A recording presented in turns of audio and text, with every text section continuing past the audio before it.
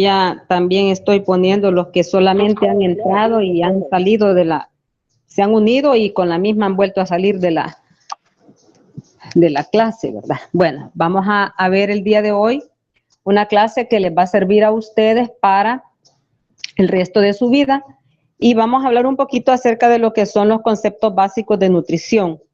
Esto es importante porque tiene mucho que ver con lo que es parte de la educación nutricional, que todo profesional, independientemente del área de medicina, así como cualquier otra persona, tiene que conocer porque esto le va a servir para el cuidado de su salud. Esta clase tiene los objetivos siguientes. En primer lugar, definir qué es la nutrición y cuál es su importancia. 2, conocer las características que debe de tener una dieta adecuada. 3, conocer qué es la comida chatarra y cómo influye en la salud de las personas. 4, aprender a calcular el índice de masa corporal, que ya en la clase anterior de crecimiento y desarrollo pues hablamos un poquito. Y 5, explicar qué es la pirámide nutricional y para qué sirve. Páseme la primera, por favor. Cuando hablamos de conceptos básicos es bien importante que nosotros sepamos qué es la nutrición. Pues la nutrición no es más que el proceso mediante el cual el cuerpo aprovecha los alimentos que se han ingerido y los cuales tienen que pasar por un proceso de digestión, de asimilación, de absorción y de excreción. Es decir, que el organismo excreta todo lo que nosotros no necesitamos, ¿verdad? Y asimila y absorbe las sustancias, ya sea los micro y macronutrientes para el buen funcionamiento del organismo. Siguiente. Bueno, aquí tenemos los diferentes procesos. Todo comienza cuando nos metemos un bocado, por así decirlo, ¿verdad? De comida dentro de nuestra boca. Empieza a formarse lo que es el bolo alimenticio junto con la saliva y con las enzimas, entre ellas la lipasa salival, que ayuda pues a que se degraden las sustancias y que pasan a través del esófago, llegan al estómago, donde donde se unen al ácido clorhídrico y a los demás jugos gástricos y ahí empiezan a ser degradadas. Luego pasan al intestino delgado, donde son asimiladas y absorbidos todos los nutrientes y luego pues son desechados a través del colon todas aquellas sustancias que el organismo no necesita. Este es un proceso normal. Si nosotros presentamos alteraciones en cualquiera de estas rutas, ya sea en la digestión, en la asimilación, absorción o en la excreción de los nutrientes, pues nosotros vamos a tener un problema porque no vamos a tener una buena nutrición, ya que los nutrientes no van a estar llegando hacia los órganos y por ende el niño que está en crecimiento no lo va a poder hacer adecuadamente o nos vamos a enfermar. Tal es el caso de los pacientes que tienen mucoviscidosis, por ejemplo, la enfermedad fibroquística del páncreas, que es una enfermedad que se hereda y que también presenta problemas con el cloro. El sudor es salado, presenta altos niveles de cloro y aparte de eso, el moco espeso a nivel pulmonar hace que el niño presente infecciones y que también tenga problemas de mala absorción. Entonces, ellos no pueden absorber los nutrientes adecuados y de por vida tienen que tomar enzimas digestivas para poder ayudar a la degradación de estos alimentos para que se puedan absorber adecuadamente. Eso solamente es un ejemplo. Pero así como ese, hay muchos otros, ¿verdad?, que van a impedir que los nutrientes lleguen al organismo. Siguiente. Bueno, ¿qué es un alimento? Un alimento es el vehículo por el cual el organismo adquiere los nutrientes necesarios o nutrimentos necesarios que le permiten un correcto funcionamiento y mantenimiento de sus funciones vitales. Estos alimentos pueden ser tanto de origen vegetal como de origen animal y va a depender también de muchos factores que este alimento se absorba por completo o no. Tal es el caso de la temperatura. Cuando nosotros cocemos mucho tiempo, por ejemplo, las verduras, estas tienden a perder ciertos nutrientes, entre ellos la vitamina C, y se pierde. Cuando nosotros tenemos un almacenamiento inadecuado de ellos, estos se pueden echar a perder también. Entonces es importante el almacenamiento y sobre todo la preparación de los alimentos para que se conserven en mejor estado. De preferencia es mejor consumirlos crudos, ¿verdad? En el caso de las frutas, las verduras, ¿verdad? Es mejor consumirlas frescas que procesadas. Luego tenemos alimentación. La alimentación no es más que el arte de proveerse de alimentos, y esto implica seleccionar los alimentos, prepararlos y posteriormente consumirlos. Aquí nosotros tenemos que poner en práctica la selección, ¿verdad? Nuestro coeficiente intelectual tiene que brindarnos una idea de lo que tenemos que comer, y por eso es importante conocer la pirámide nutricional, porque en base a eso nosotros podemos ir eligiendo las comidas que nos van a proveer no solamente energía, sino que también micro y macronutrientes, y también el proceso de cómo lo vamos a cocinar y cómo lo vamos a consumir también. Siguiente. Bueno, nosotros tenemos aquí también que es un nutriente. Un nutriente que es nutrición. Tenemos lo que es un nutriente. Es la unidad funcional mínima que la célula utiliza para el metabolismo interno, y que que es posible, ¿verdad?, realizarlo a través de la alimentación. ¿Qué es lo que hace un nutrimento? Suministra energía, forma estructuras. En este caso, las proteínas son las formadoras de las estructuras. Participa también en reacciones químicas específicas, y eso es bien importante porque las enzimas se utilizan para realizar acciones dentro de nuestro organismo para que los alimentos se puedan asimilar y absorber de manera adecuada. Siguiente.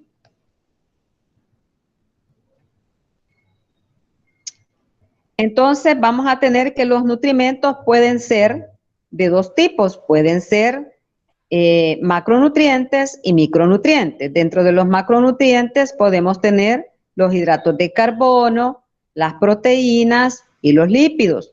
Y dentro de los micronutrientes tenemos las vitaminas y minerales, que si bien es cierto, se necesitan en pocas cantidades, su deficiencia puede causar afectaciones en el organismo de una persona. Siguiente, por favor. Aquí ustedes pueden ver la clasificación que tenemos de los nutrimentos. Entonces tenemos los hidratos de carbono, las grasas o lípidos y las proteínas. Y vemos ahí las funciones que cada uno de ellos desempeña. Así tenemos que los hidratos de carbono generalmente nos dan energía.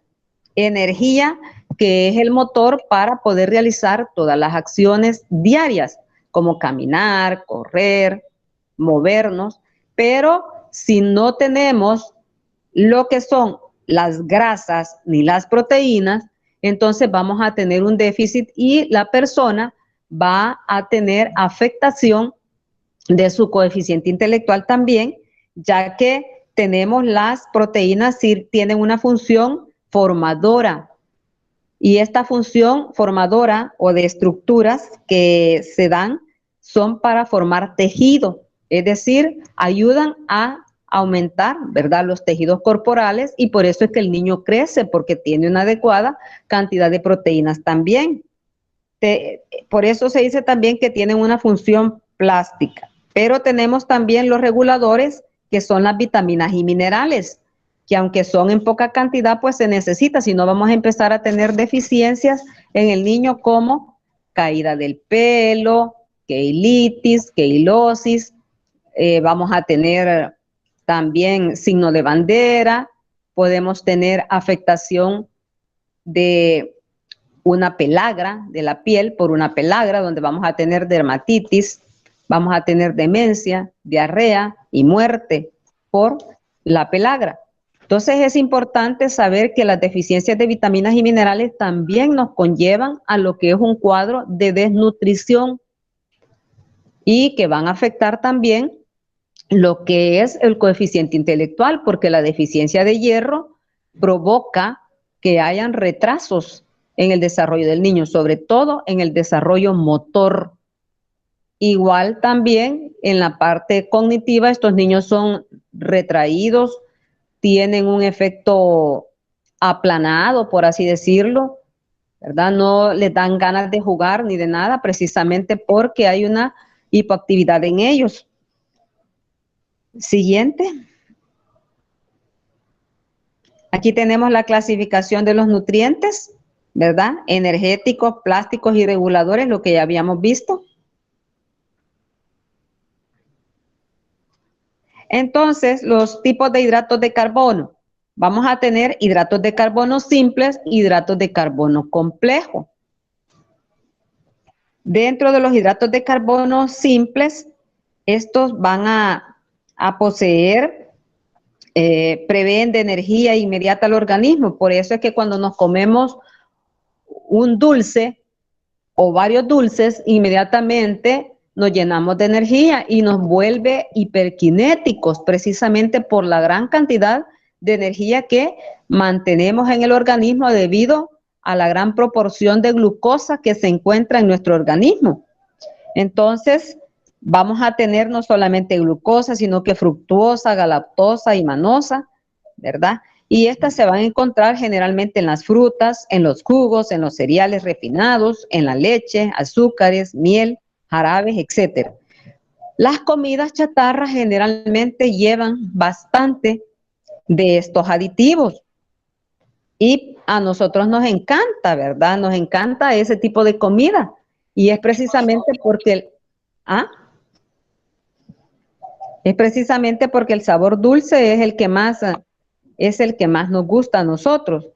Ahora, los carbohidratos, como les dije, comúnmente los hidratos de carbono, comúnmente llamados carbohidratos, son azúcares, ¿verdad? Que están formados de cadenas de hidrógeno, carbono y oxígeno y como función, pues tienen proveer la energía al cuerpo. Ahora, dentro de los hidratos de carbono complejos,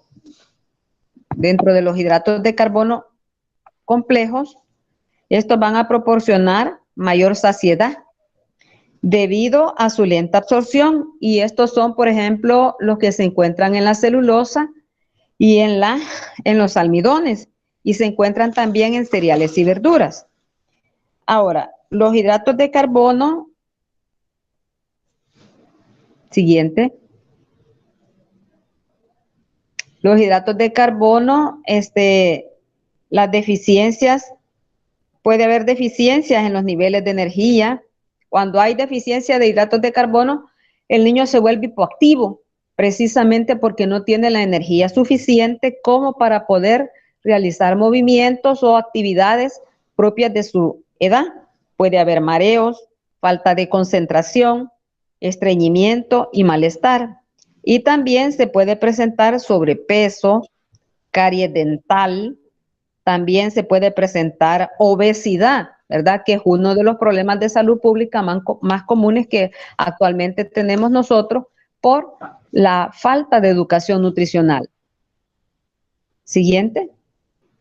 Luego tenemos las proteínas. Las proteínas, estas son alimentos de origen animal, generalmente, pero también se pueden encontrar en el reino vegetal. Entre estos podemos tener algunas leguminosas y algunos ejemplos también como el aguacate. El aguacate tiene una gran cantidad también de proteínas, además de que tiene grasas, ¿verdad? Pero también es rico en proteínas de origen vegetal.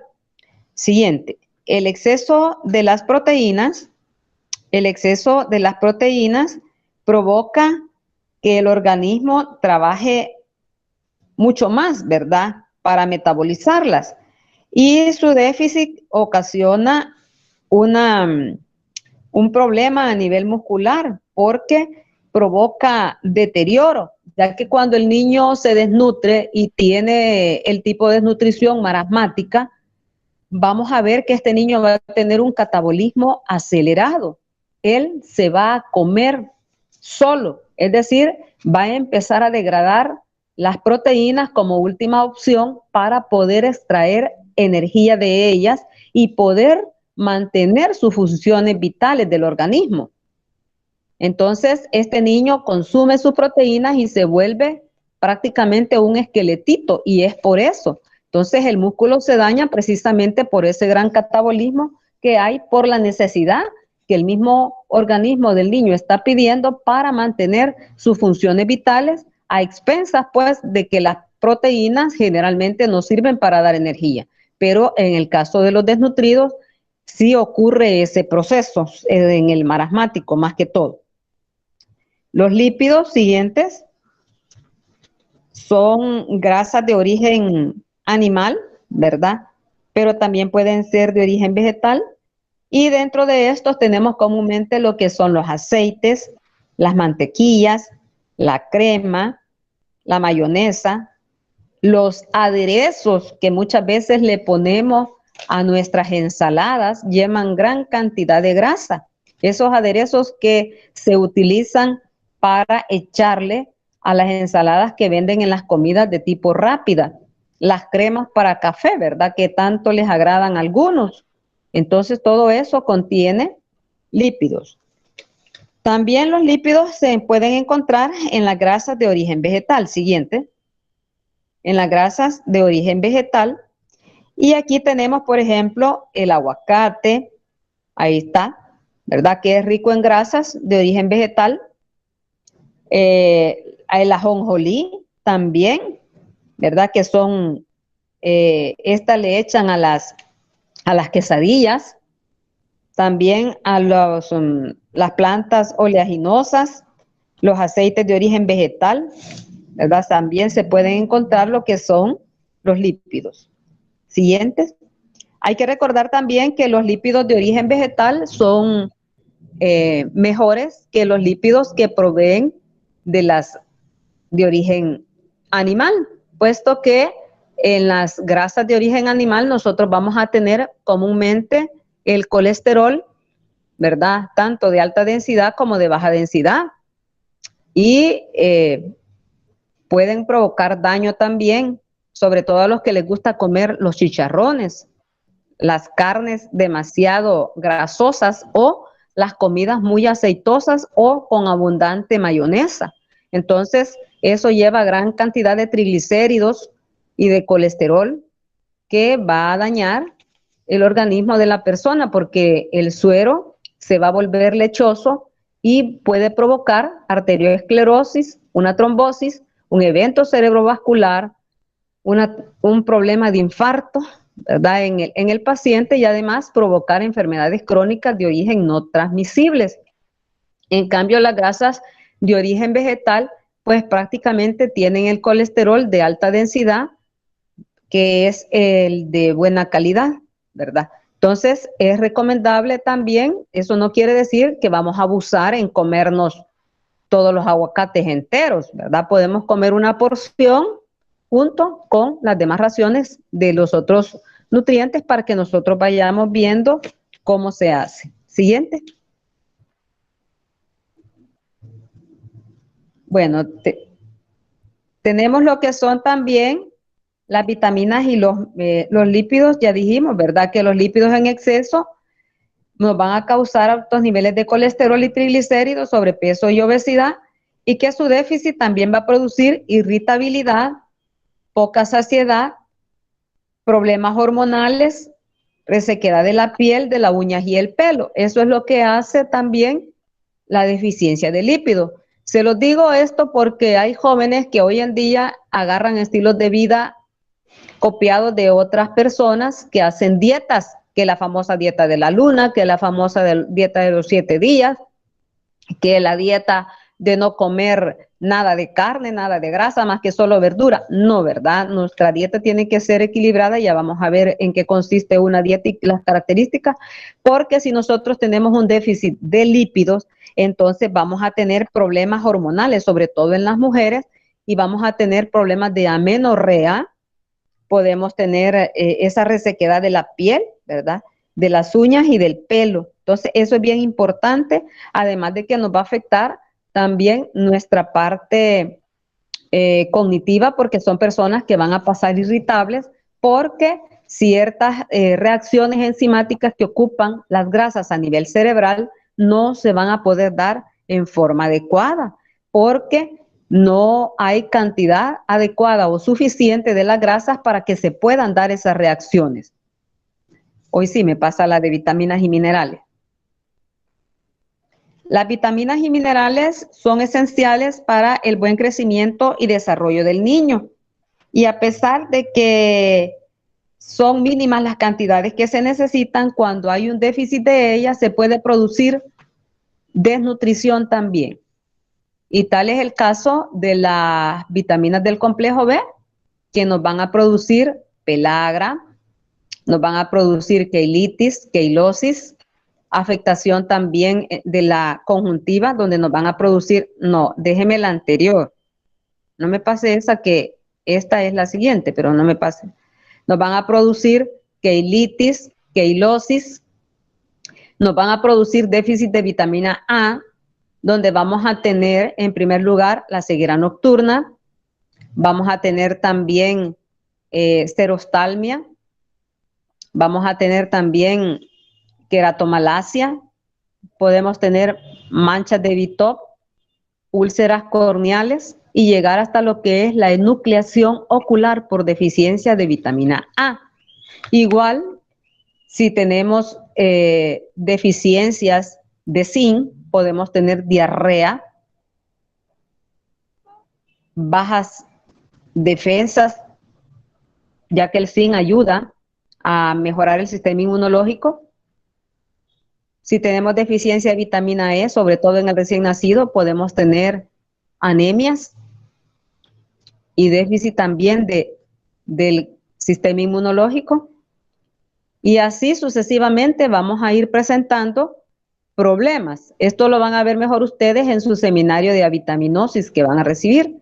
Entonces, ustedes ahí van a ver todos los problemas que se dan cuando tenemos la deficiencia de vitaminas y minerales. También hay que recordar que el exceso de estas también puede producir alteraciones como hepatomegalia, caída del pelo, dolores óseos, sobre todo cuando hay exceso de vitamina A, que es una vitamina de depósito a nivel hepático y que nos puede llevar a producir también una hipertensión intracraneal benigna, ¿verdad? Aumento de la fontanela que esté palpable y abombada por exceso de vitamina A, así como otro tipo de vitaminas y minerales que nos pueden provocar daño cuando se consumen en exceso, ¿verdad?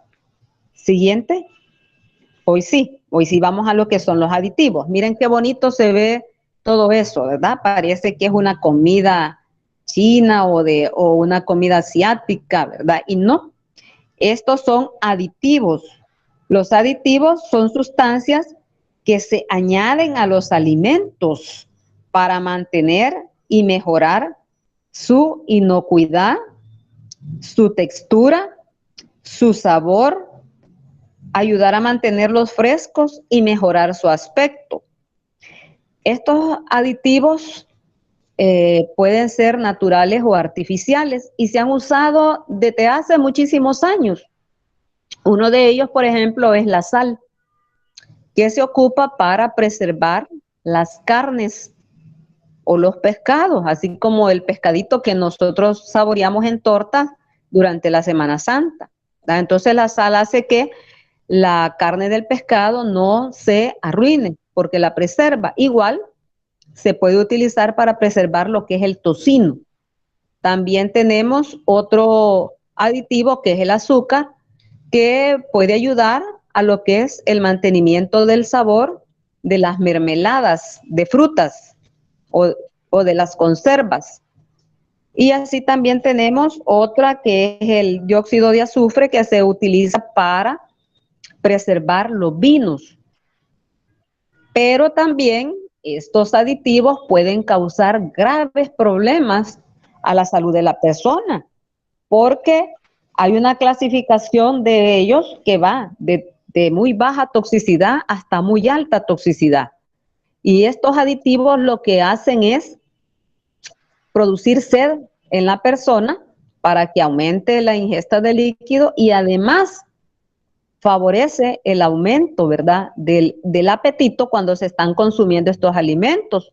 Por eso es que las comidas rápidas intencionalmente le echan estos aditivos a los alimentos que venden para que la persona coma, y es por eso que ponen hasta refil gratis de sodas o de café, ¿verdad?, en las ventas de comida rápida para que la persona esté consumiendo. Entonces alguien puede decir, pero si yo solo me como una ensalada, sí, pero le echo un gran poco de aderezo, y ese aderezo lleva aditivos también que mejoran el sabor y que producen deseo de seguir comiendo o de tomar líquido, en este caso las sodas, ¿verdad? O los cafés.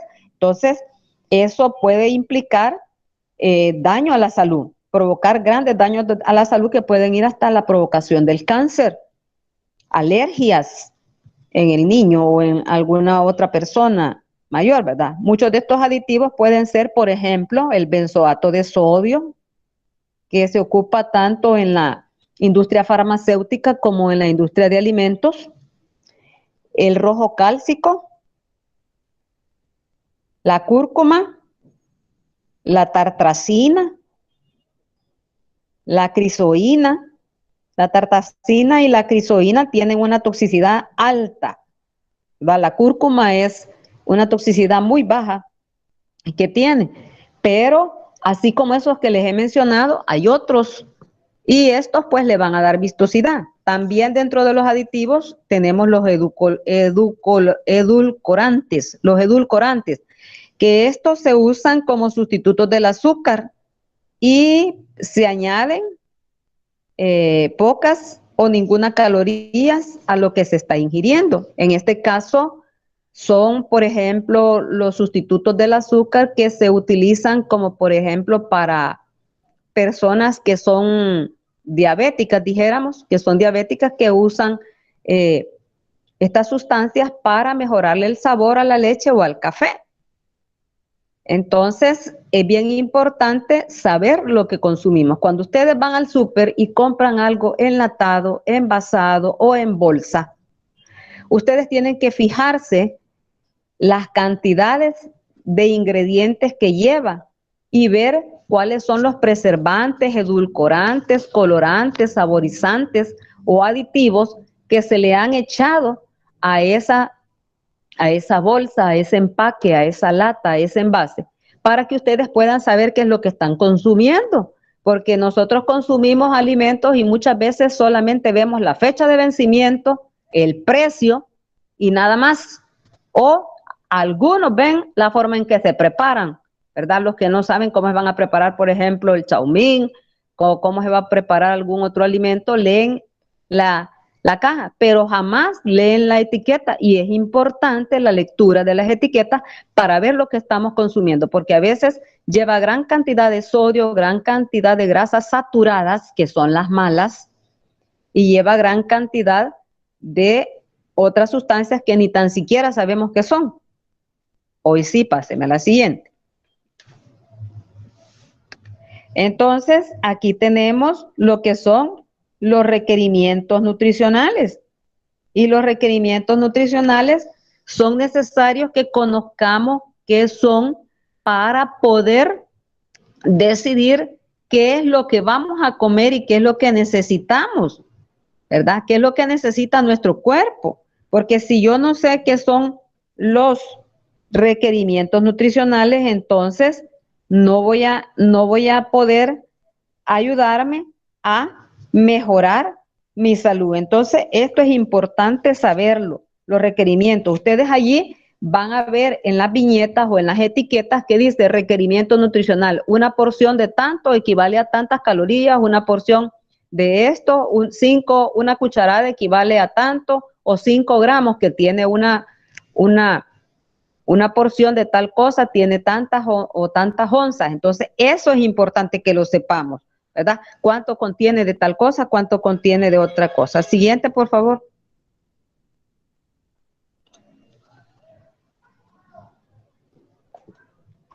Vaya.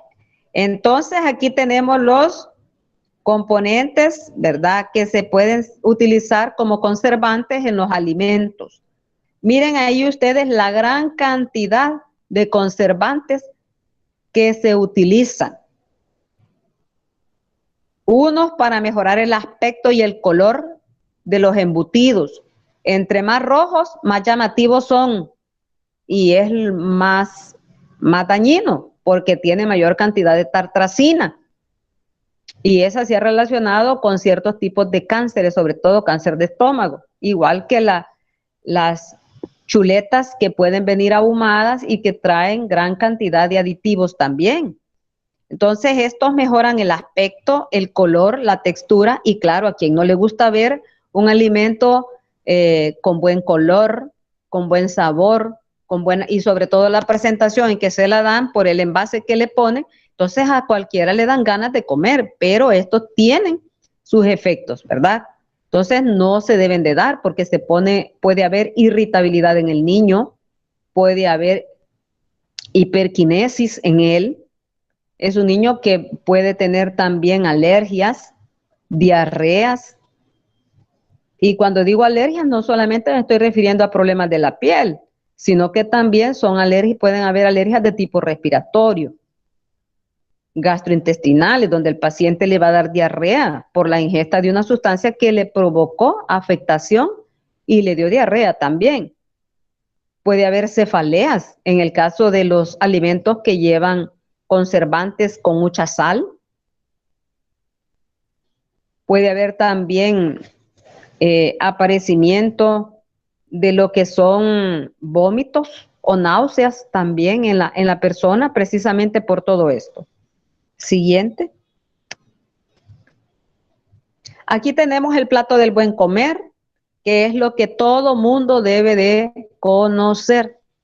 El plato del buen comer es importante porque aquí están representadas todos los grupos de alimentos que hay, todos los grupos, están los vegetales, las frutas, están las grasas, las proteínas, están también los carbohidratos, las frutas, las semillas, todo eso está englobado en el plato del buen comer y es importante saber cuánto vamos a comer de cada una de estas cosas, porque si no lo hacemos, no vamos a poder verificar que nuestro organismo está recibiendo algo adecuado, sino que va a estar recibiendo más porciones de una cosa que de otra, y no, ¿verdad?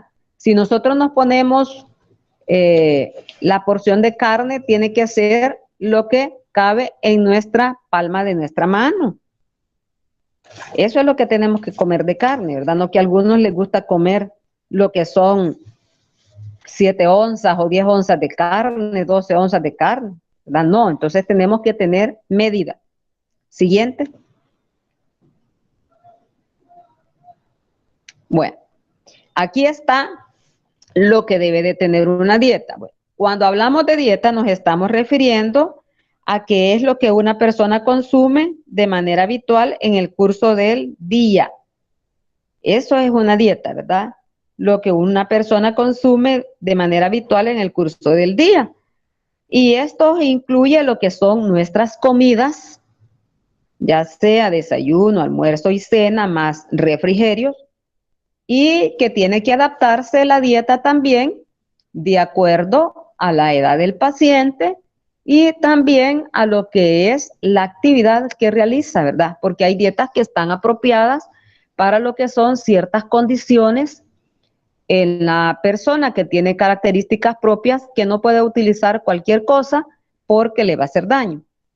Se recomienda que la dieta lleve entre el 25 y el 30% de grasas, de hidratos de carbono entre el 50 y el 60% y el resto de proteínas. Esto es lo que se recomienda que debería de tener una dieta adecuada. Esas cantidades, ¿verdad? Es lo que debe de tener una dieta adecuada de grasas, proteínas y carbohidratos. ¿Por qué? Porque los hidratos de carbono es los que nos van a mantener activos.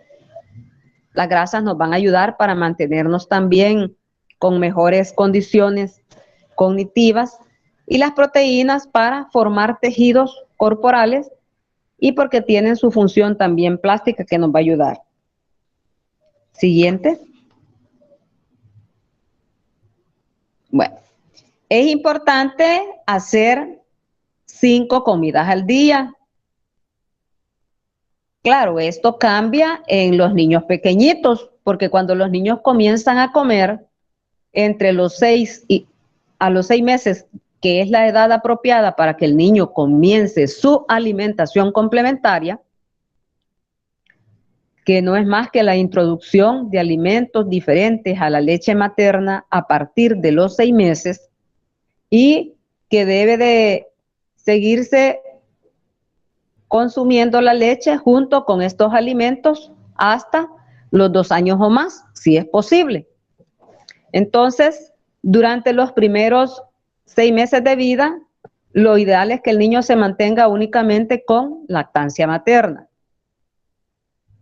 Y si no se puede, pues por algún motivo o razón, pues con fórmulas infantiles apropiadas para el niño, no fórmulas enteras. Cuando digo fórmulas enteras, son todas las de las comerciales que anuncian en la televisión.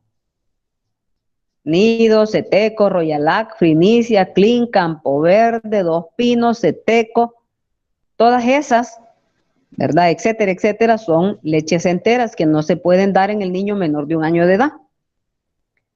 Entre los 6 meses y 8 meses de edad, el niño va a comer entre 2 y 3 porciones diarias, es decir, 3 veces, 2 o 3 veces al día. Y tiene que ser una introducción de alimentos en forma gradual. El tipo de alimento que se le va a dar al niño, de preferencia, tiene que ser en forma de purés, ¿verdad? Y se prefiere que sea fruta fresca, ya sea puré o papilla, en forma de fruta fresca, como por ejemplo guineo, manzana, pera, para que pueda absorber mejor los nutrientes, aunque se recomienda también que el niño comience con verduras en forma de puré o de papillas para que no se acostumbre al sabor dulce que está generalmente en las papilas gustativas de la punta de la lengua y que al niño pues le gustan los sabores dulces antes que lo que son las verduras. Entonces por eso es que hay que acostumbrarlo a que coma las verduras desde un inicio. Entonces durante ese tiempo el niño en forma gradual va a ir comiendo entre 2 a 3 veces al día y luego ya de los 6 meses, de los 8 meses, perdón, al año, ya come 3 veces o puede comer un poquitito más, pero generalmente hace 3 comidas. Luego, ya del año en adelante, el niño tiene que comer de la olla familiar. ¿Qué significa de la olla familiar? De lo que nosotros comemos diariamente. Primero es leche líquida, ¿verdad? Y después vamos a ver las demás consistencias. Ya del año en adelante tiene que comer el niño 3 comidas principales y una merienda al inicio. ¿Qué significa una merienda? Un refrigerio, que puede ser una frutita fresca en forma de puré o en forma de trocitos para que él mastique también, porque es importante que mastique, ¿verdad? Ya el niño de 1 año ya come para que pueda absorber mejor los nutrientes. Y ya posteriormente va a necesitar 5 comidas al día, igual que un adulto, ¿verdad? Desayuno, almuerzo, cena y 2 meriendas. Una merienda o un refrigerio a media mañana y una merienda o refrigerio a media tarde. Nunca un refrigerio va a sustituir un tiempo de comida.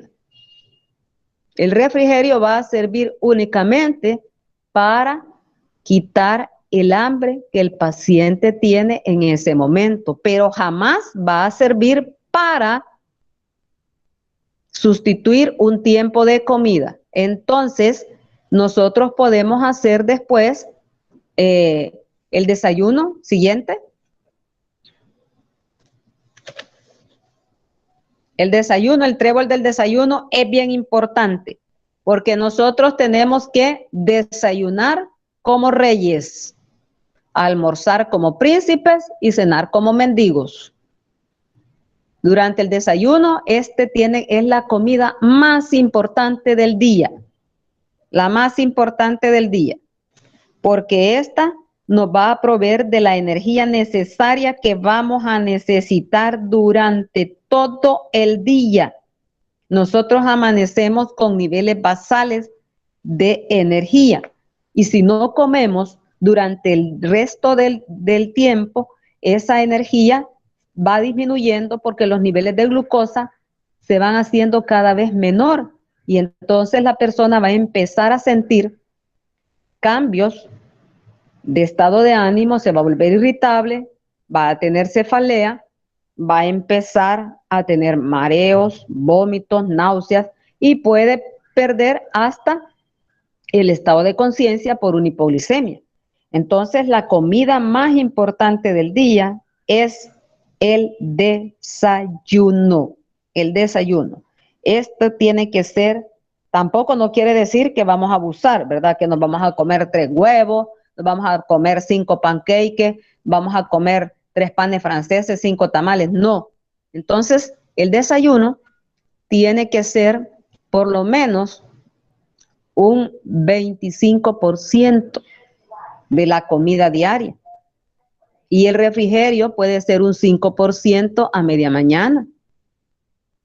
Ahí vamos sumando 30.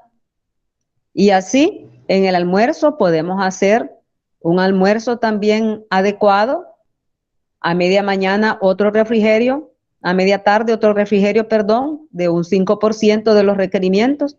Y en la tarde pues ya podemos hacer una cena ligera para ayudar a mejorar el proceso de digestión, porque si nosotros comemos copiosamente, lo que nos va a suceder es que nos va a dar sueño, nos vamos a dormir y no vamos a poder tener una buena digestión. Hay personas que durante la noche se levantan, tienen agruras, malestar estomacal, precisamente porque no hicieron una buena digestión. Entonces, es importante el trébol de desayuno para que ustedes vean toda la importancia que este tiene. Entonces, es importante que nosotros lo tomemos en cuenta, ¿verdad? Lo tomemos en cuenta para tener el buen funcionamiento. Miren allí, cada uno de ellos dice para funcionar, para tener energía, para mantenerse activo, para poder tener una energía adecuada para el desarrollo de las actividades diarias. Todo eso va incluido allí. Siguiente.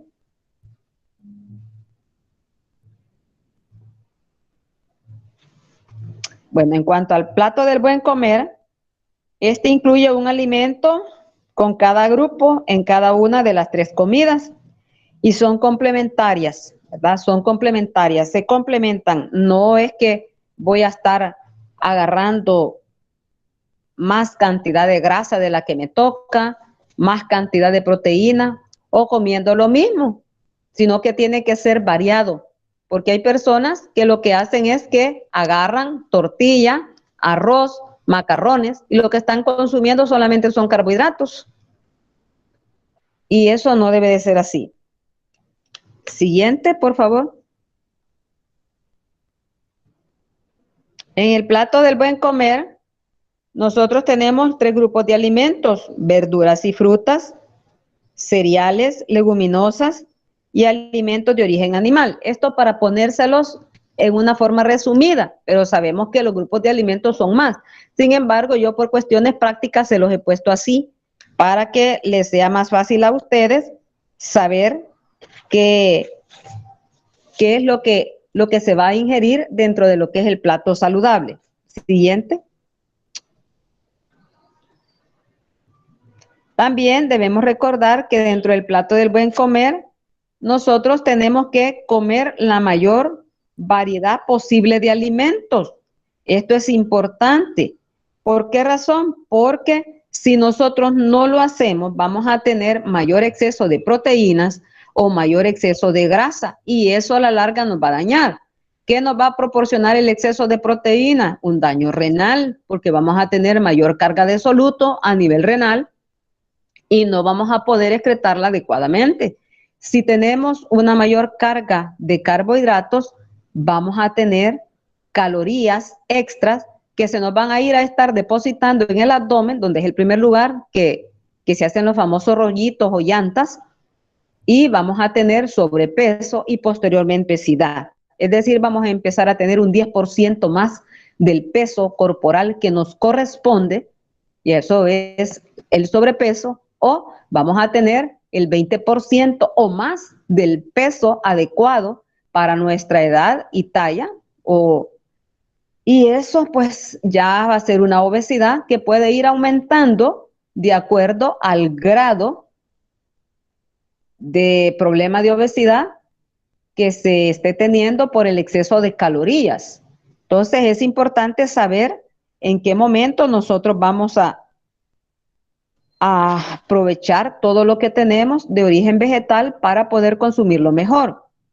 Tenemos también el plato del buen comer, que comer, ¿verdad?, en buenas condiciones, según las necesidades, no comer más ni comer menos, nada de eso, porque entonces nos va a provocar lo que les digo, excesos o déficit. Y también si el niño no come, entonces se va a volver desnutrido, y si come en exceso, se va a volver sobrepeso o obesidad. Es decir, vamos a tener mala nutrición en cualquiera de los dos tipos.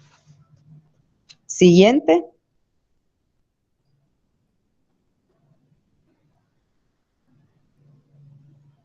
Bueno, vamos a tener una dieta recomendable o correcta. Cuando hablamos de dieta, ya dijimos que esta tiene que tener varias características. Debe de ser íntegra o completa, ser suficiente, equilibrada y segura. También podemos decir que puede ser completa, significa que tenga todos los grupos de los nutrientes necesarios. Equilibrada, que tenga las proporciones correctas para poder ingerir los alimentos. Que tenga también, sea suficiente para quitar el hambre y saciarnos, ¿verdad? Que sea adecuada en la preparación, en la manipulación y en la presentación, porque la comida entra por los ojos, como dijo alguien. Entonces, si yo tengo una dieta que es completa, equilibrada, suficiente, adecuada, entonces vamos a tener un niño que va a crecer adecuadamente. Es importante saber que la dieta tiene que ser adecuada de acuerdo a la edad. Ya habíamos dicho que durante los primeros 6 meses el niño debe de tomar solo líquido, que es la leche materna o un sucedáneo de ella. Entre los 6 y los 8 meses debe de comer en forma de puré o papilla. De los 8 meses en adelante ya tiene que empezar a comer en trocitos. ¿Por qué razón? Porque el niño ya tiene dientes y ya los movimientos masticatorios ya están mejor preservados que al inicio. Entonces hay que empezar a darle alimentos en trocitos pequeños de verduras o de frutas para que el niño pueda masticarlos. Y luego vamos a darle alimentos que del año en adelante, que ya pueda masticar completamente, donde ya tiene pues entre 6 y 8 dientes el niño y puede masticar mejor, ¿verdad? Le vamos a dar carne molidita de pollo o carne molida de res para que pueda masticar mejor. Entonces eso le va a ayudar al desarrollo de la mandíbula también, va a ayudar a los movimientos masticatorios y va a ayudar a tener mejor nutrición el individuo. Entonces tiene que adaptarse a la edad del niño, por eso tiene que ser adecuada para la edad del niño. Tiene que ser adecuada también la dieta para la actividad que la persona está usando, está haciendo. Por ejemplo, yo no le puedo dar la misma dieta de un niño común y corriente que no hace ninguna actividad física a un atleta de alto rendimiento, porque sé que ese atleta de alto rendimiento está gastando mayor cantidad de energía. Ahí déjeme la diapositiva, no me la vayan a cambiar. Está gastando mayor cantidad de energía y eso hace que la dieta sea adecuada para su actividad. También vamos a tener dietas adecuadas para lo que son las personas que tienen, por ejemplo, afectaciones como, por ejemplo, las mucoviscidosis, donde vamos a tratar de dar enzimas digestivas, ¿verdad? Y alimentos no muy grasosos para que estos niños puedan absorber las grasas que se encuentran en los alimentos y puedan mejorar su nutrición.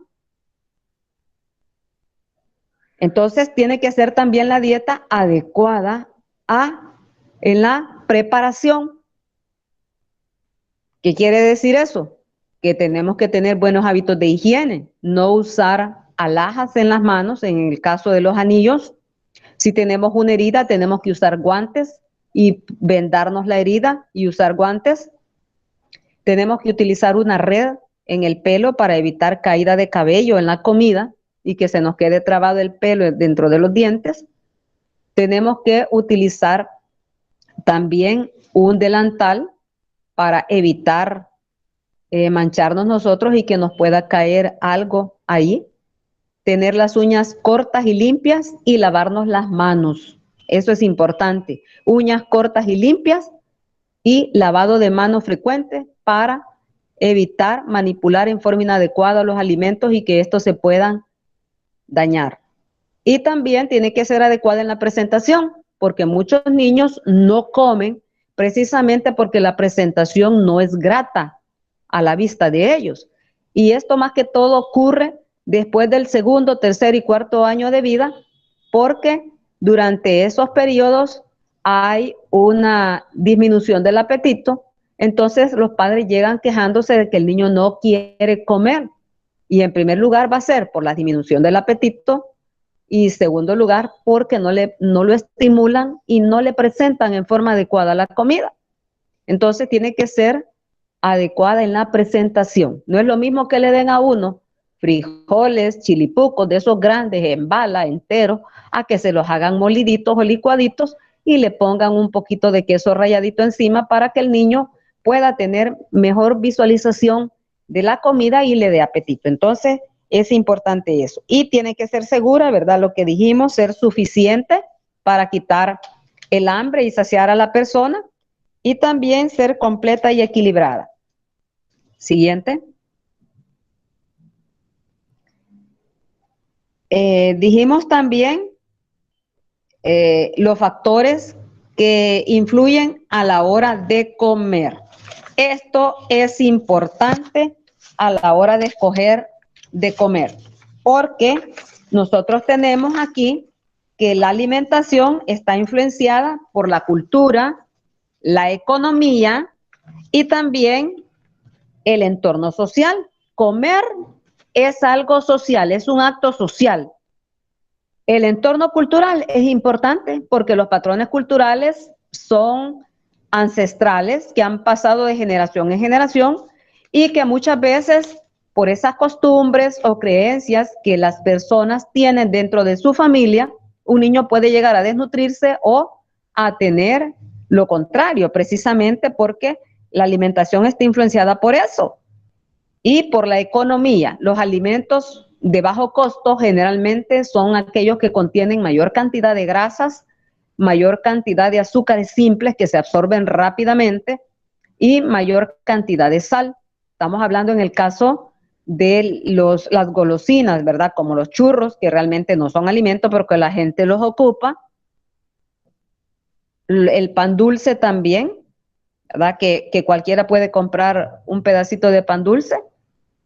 Entonces, la alimentación implica una determinada selección y preparación de los alimentos, y en este sentido, pues es posible hablar de comida chatarra, que son aquellos alimentos que presentan grandes cantidades de azúcares, grasas, sal, aditivos, ¿verdad? Como los ya mencionados, y que pueden provocar trastornos en la salud,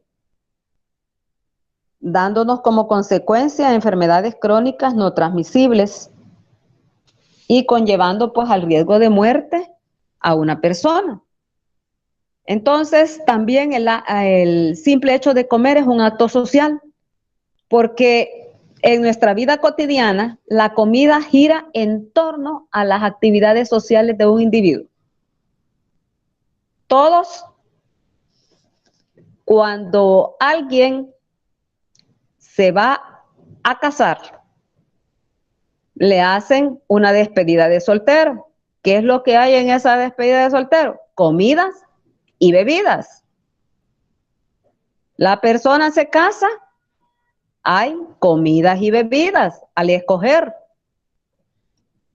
Sale embarazada, le hacen un baby shower, hay comida y bebida. Nació el niño, lo van a bautizar o a confirmar, hay comida y bebida para celebrar. ¿Qué hizo la primera comunión? También hay desayuno, hay comida. Que después se graduó de bachiller, le hicieron una pequeña comida, pero ahí va, desde la más pequeña en el hogar hasta en un restaurante de más lujo o en un hotel, el almuerzo o cena, también hay comida. Llegamos a la universidad, se graduó de doctor, también ahí es peor, ¿verdad? Porque allá hay chupa y hay comida también. Que la persona se murió, hasta en los velorios hay comida. Le dan al cliente tamales o por lo menos le dan una galleta y un café al cliente. Entonces, fíjense ustedes que para todo acto social nosotros tenemos el uso de la comida. Entonces, por eso dice que es un acto social también el comer. ¿Que los patrones culturales influyen? Sí. Ustedes tienen ahí, por ejemplo, el patrón cultural ancestral, que las mujeres después del parto, muchas de ellas solo consumen chocolate con tortilla tostada y queso. ¿Por qué razón? Porque el niño, la señora no tiene más cosas que esas, pues. Entonces, eso es bien importante. Páseme a la siguiente, por favor. La siguiente. Bueno, aquí tenemos la comida chatarra, la comida que a todos nos gusta, ¿verdad? Las pizzas, las hamburguesas, las pupusas en nuestro medio, los tamales, pan dulce, los tacos, los helados, las bebidas carbonatadas, las supuestas bebidas energéticas. O sea, todo eso va englobado ahí. Pasteles, todo. Y esto es de fácil acceso para la compra, no necesita cocinarse, o si no, si se cocina son de fácil preparación, como las sopas artificiales que vienen en sobres o en vasos, listas solo para preparar, ¿verdad? Para echarse en agua hervida y ya estuvo. También son baratas, pero son ricas en azúcares simples, que son los que más rápidamente se absorben y provocan energía, en grasas y almidones, colesterol, en sal, en aditivos. Siguiente. Aquí tenemos la falta de ejercicio, contribuye a eso, ¿verdad? Nos ponemos a ver televisión, a jugar con la computadora. Muchos utilizan la cama para todo, y para lo único que no lo ocupan es para hacer sus necesidades fisiológicas y para bañarse. Pero de allí comen en la cama, leen en la cama, duermen en la cama, saltan en la cama, ven televisión en la cama, o sea, no hacen ejercicio. Entonces, la falta de ejercicio conlleva a que haya un aumento del problema de sobrepeso y obesidad. Siguiente. Y miren el niño qué contento, ¿ve? Miren aquí este otro jugando con la computadora, ¿ve? Los patrones, el entorno cultural, así lo acostumbraron en su casa, ¿verdad? Porque los padres son los principales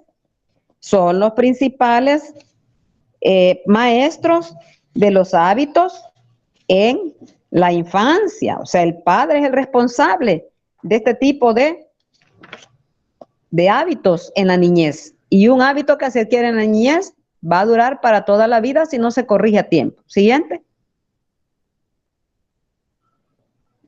Miren este otro, miren esas grandes llantas, ¿verdad?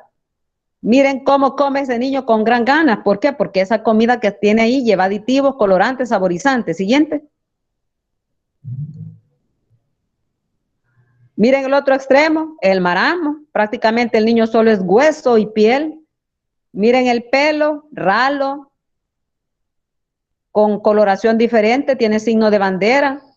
Es un niño apático con un rosario raquítico, es decir, el rosario raquítico son las uniones osteocondrales, ¿verdad? Entre una costilla y otra se unen y en ese huesito que se ve ahí parece cuenta de un rosario raquítico. Las costillas visibles, la parrilla costal visible, emaciado, bien atrófico, ¿verdad? Hay una gran atrofia muscular precisamente porque el niño se ha degradado, ha comido. Hay un catabolismo exagerado donde se degradaron las proteínas para obtener energía, para mantener las funciones vitales como la respiración, el latido cardíaco, para poder sobrevivir. Siguiente.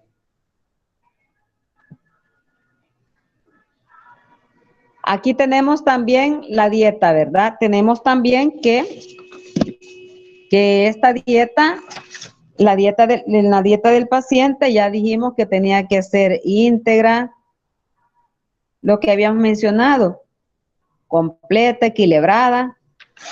Siguiente, por favor. También debemos de recordar que la accesibilidad, ¿verdad?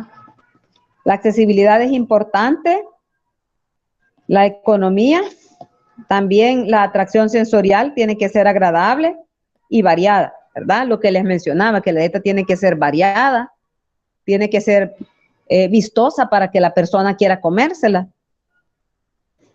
Y también el entorno social siguiente es compatible, ¿verdad? Es compatible con el grupo al que se pertenece.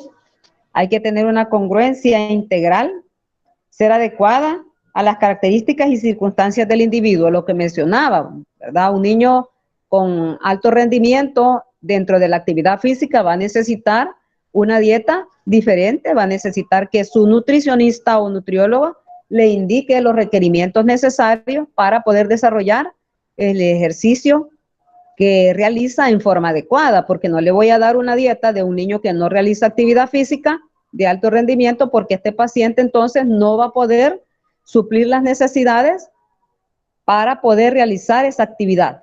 Entonces, eso es importante. Siguiente.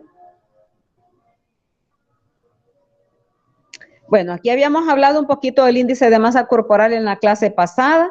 Ya habíamos dicho que es el peso sobre la talla al cuadrado. Esto quiero que por favor lo tomen muy en cuenta y que cada uno de ustedes en su casita se pese, ¿verdad? Si no tiene pesa, pues trate de ver cómo hace para medirse, para tallarse, tiene que tallarse y tiene también que pesarse para que saque su propio índice de masa corporal y lo pueda plotear en una gráfica y ver.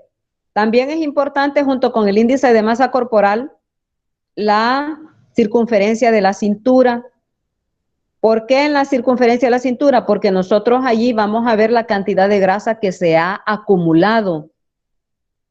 Entonces tiene que ser 80, menos de 90, ¿verdad? Tiene que ser menos de 90, no tiene que ser más de 90 porque si no entonces vamos a tener ya un problema de obesidad o de sobrepeso.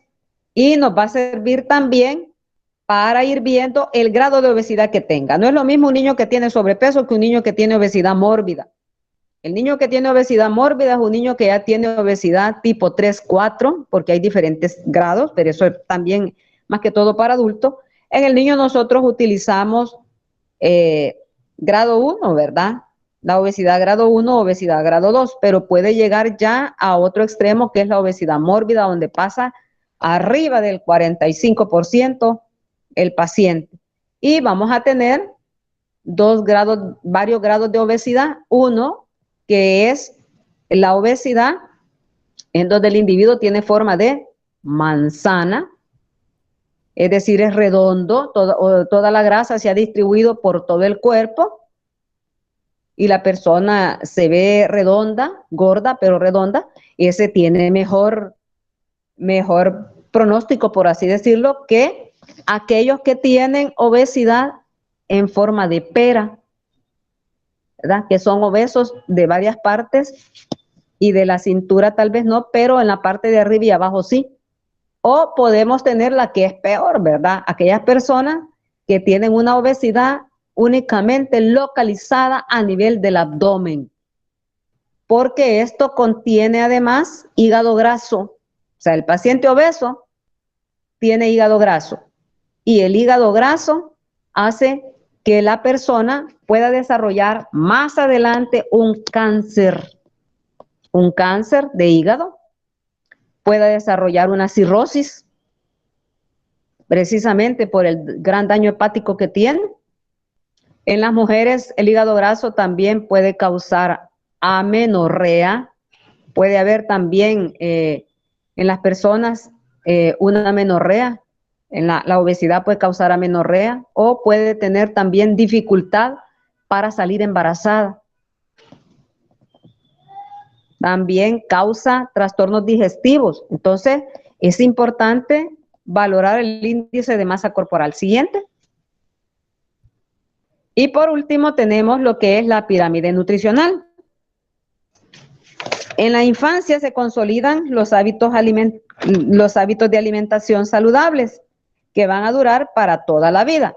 Por eso es importante que nosotros sepamos cuántas raciones al día debemos de consumir y cuáles son los alimentos que debemos de comer diariamente en mayor cantidad. Si ustedes se fijan, la pirámide tiene una base y a medida que va aumentando, tiene al final lo que son, por así decirlo, las golosinas. Y ya se incluye también el agua y el ejercicio. Páseme la otra, por favor. La última. En esta diapositiva está un poco mejor porque aquí ya tiene lo que es la actividad física y el agua. Entonces nosotros recomendamos que se tome la cantidad de agua adecuada. Generalmente se debe de tomar 2 litros de agua al día. Por supuesto que esto tiene que ser ya para una persona adulta, ¿verdad? En el niño tiene que tomar suficiente agua.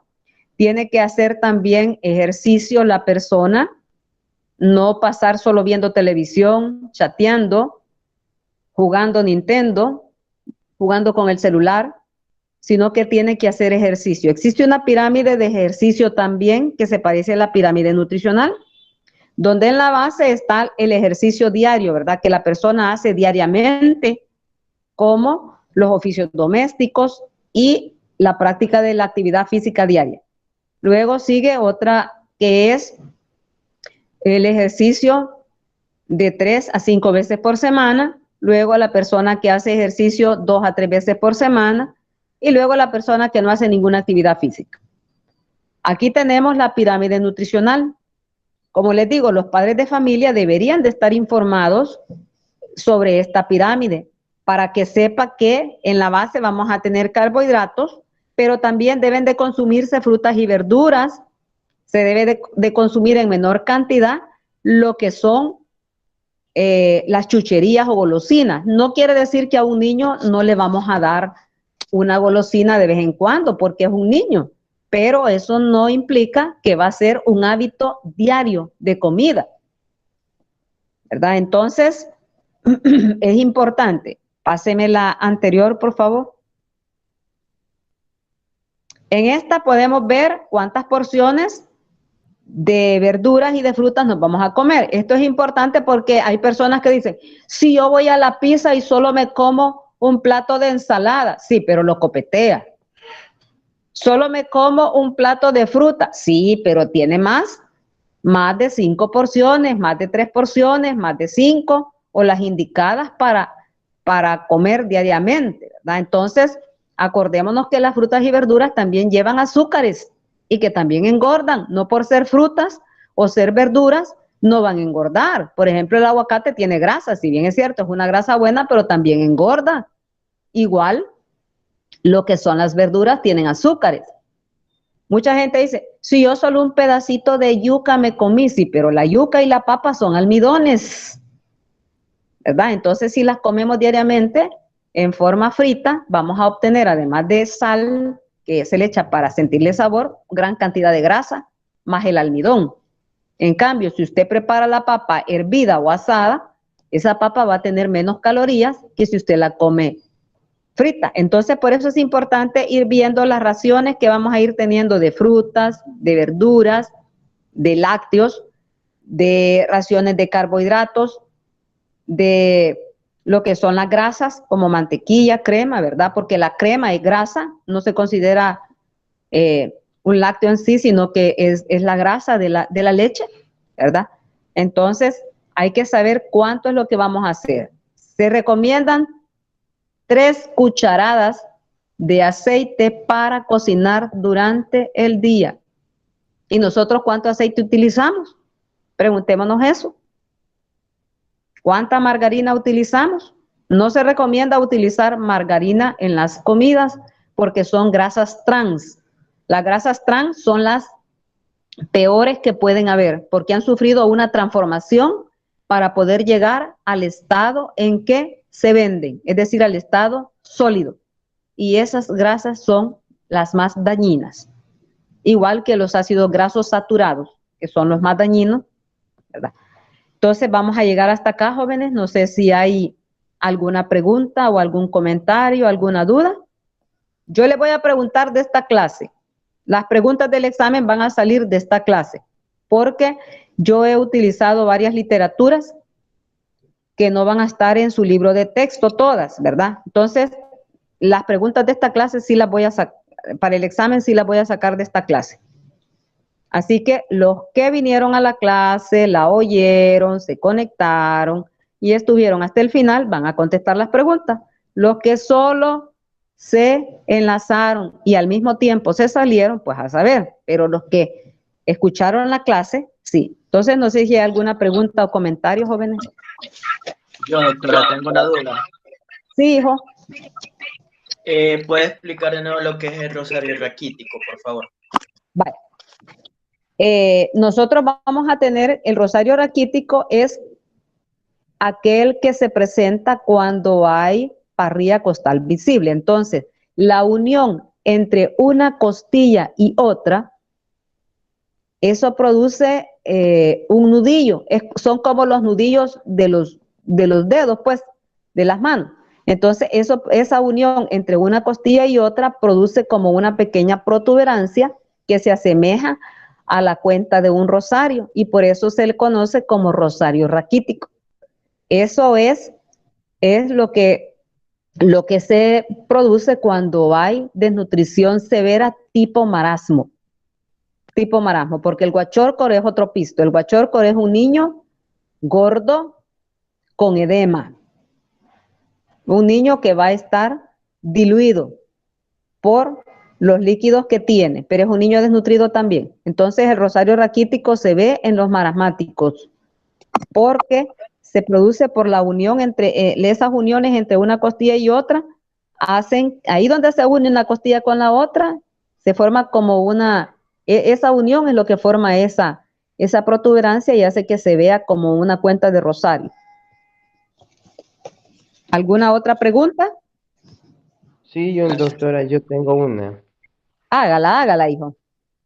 Fíjese que en nuestro medio hay algo que es muy común entre los padres de familia y es que para los padres siempre inculcan a los niños que es correcto consumir todo el plato de comida, aunque ellos ya se hayan saciado antes. Entonces, mi pregunta es, esos padres que obligan realmente a comer la parte que ya el niño ya no requiere en sí porque ya se sació, ¿es correcto eso o se tomaría como incorrecto? Pues, en primer lugar, lo que se debe de hacer es que no se debe de obligar al niño a comer. Nunca se debe de obligar a hacerlo porque entonces el niño va a tener lo que se llama se va a volver, va a hacer berrinches cada vez que le presenten un plato de comida. Entonces, lo ideal es, primero, darle fraccionada la comida. Por eso es que se necesita dar 2 refrigerios y 3 tiempos de comida para que el niño coma en forma fraccionada porciones más pequeñas, pero más el número de porciones, ¿cómo le quiero decir? Los tiempos de comida son más, pero las porciones son más pequeñas, precisamente para evitar eso.